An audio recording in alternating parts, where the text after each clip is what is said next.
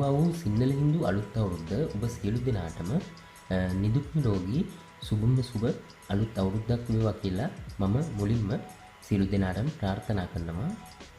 අලුත් අවුරුද්දට මම ගෙදර අයට කන්න චිකන් ෆ්‍රයිඩ් රයිස් එකක් හැදුවා. මට හිතුණා මේ චිකන් ෆ්‍රයිඩ් රයිස් එක හදපු හැටි ඔයාලට පෙන්වන්න ඕන කියලා. එහෙනම් අපි බලමු අලුත් අවුරුද්දට කන්න මම මේ චිකන් ෆ්‍රයිඩ් රයිස් එක හැදුවේ කොහොමද කියලා. මුලින්ම මම මේකට අරගත්තා උයාගත්තු බාසමති හාල්. මේ බාසමති හාල් උයා ගන්නකොට බෙරි වෙන්නේ නැති වෙන්න උයා ගන්න ඕන.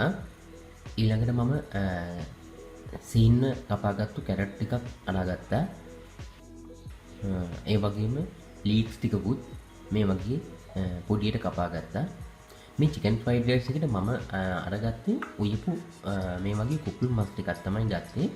ඔයාලට මේකට කුකුල් මස් ගැඹුරු තෙලේ බෙදලා උනත් අරගන්න පුළුවන්. ඒ වුණත් මම අද අරගත්තේ මේ උයපු කුකුල් මස්. ඔයාලා මම මේ පෙන්වන විදිහට හදලා බලන්න. ෆ්‍රයිඩ් රයිස් එක හැදුවාම බෙදපු කුකුල් මස් වගේ හොඳට හදාගන්න පුළුවන්. ඊළඟට මම මේකට බිත්තර දෙකක් අරගත්තා. ඒ වගේම තව ඉඟුරු සුදුලුණු ටිකකුත් තලලා අරගෙන තියෙනවා.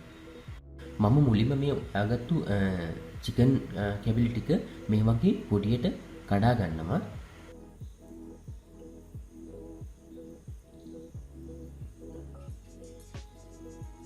මේ වගේ චිකන් ටික පොඩි කෑලි වලට කඩා ගන්න.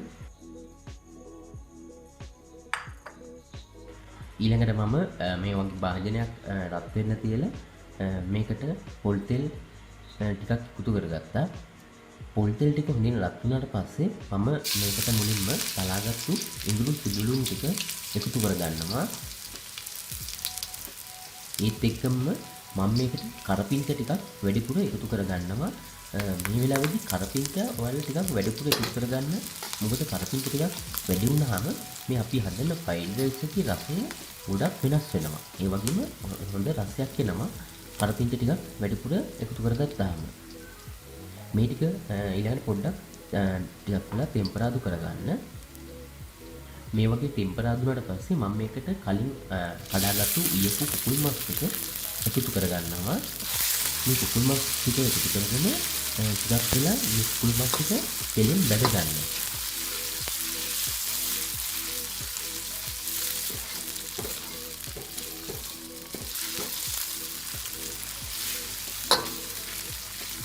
මේ වගේ ටිකක් දෙලෙන් බැදගත්තාම අපි චිකන් ෆ්‍රයිඩ් රයිස් එකට අන්තිමට මස් බැදලා ගත්තා වගේ තමයි එවිල ගත්තා කියලා කිසිම වෙනසක් වෙන්නේ නැහැ.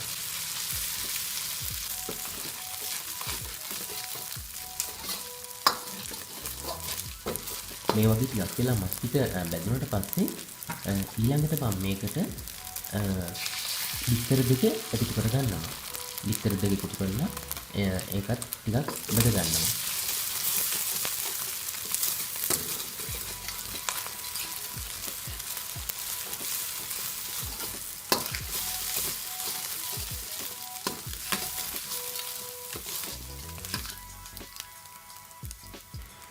දැන් මම මේකට උයාගත්තු බාස්මති හාල් ටික මේ වගේ එකතු කර ගන්නවා.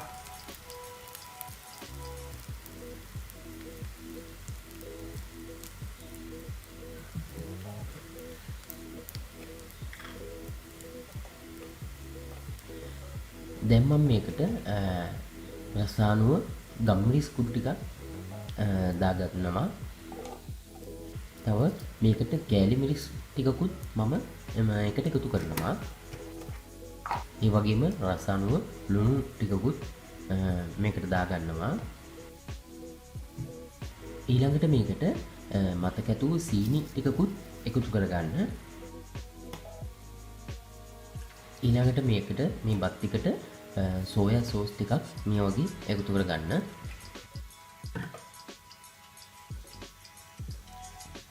දැන් මේ බත් ටික හොඳින් කලවම් කරගන්න ගමන් බෙද ගන්න. නැත්නම් ෆ්‍රයි කරගන්න ඕන හොඳින්. මේ වගේ හොඳින් බත් ටික කලවම් කරගන්න. ගින්දර ටිකක් වැඩි කරලා කලවම් කරන ගමන් බත් ටික හොඳින් ෆ්‍රයි වෙන්න තියන්න.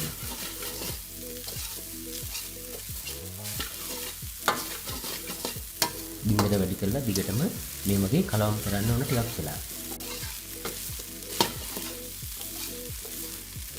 මේ වගේ හොඳින් ෆ්‍රයි වෙනකම් බස් ටික ටිකක් කලවම් කරගත්තට පස්සේ මේකට ඔයාලට ලුණු ගම්මිරිස්සේ මදි නම් මේ වෙලාවේදී තව ටිකක් එකතු කරගෙන රස බලලා කලවම් කරගන්න හොඳින්. දැන් මම මේකට කපාගත්තු කැරට් ටිකයි ලීක්ස් ටික එකතු කරගෙන තව ටිකක් මේක ෆ්‍රයි කරගන්නවා. කැරට් ලීක්ස් එකතු කරලා ගොඩාක් වෙලා ෆ්‍රයි කරන්න යන්න එපා. ගින්දර වැඩි කරගෙන ටිකක් වෙලා බත් ටික කලවම් කරගෙන මේක ඉතින් ඉවත් කරගන්න ඕනේ. ගොඩාක් වෙලා මේක ෆ්‍රයි කරොත් එහෙම කැරට් ලීක්ස් ටිකයි පිච්චිලා යනවා. ඒක නිසා ටික වෙලාවක් ෆ්‍රයි කරගෙන ලිපෙන් ඉවත් කරගන්න. දැන් මේ චිකන් ෆ්‍රයිඩ් රයිස් එක මම හදලා ඉවරයි.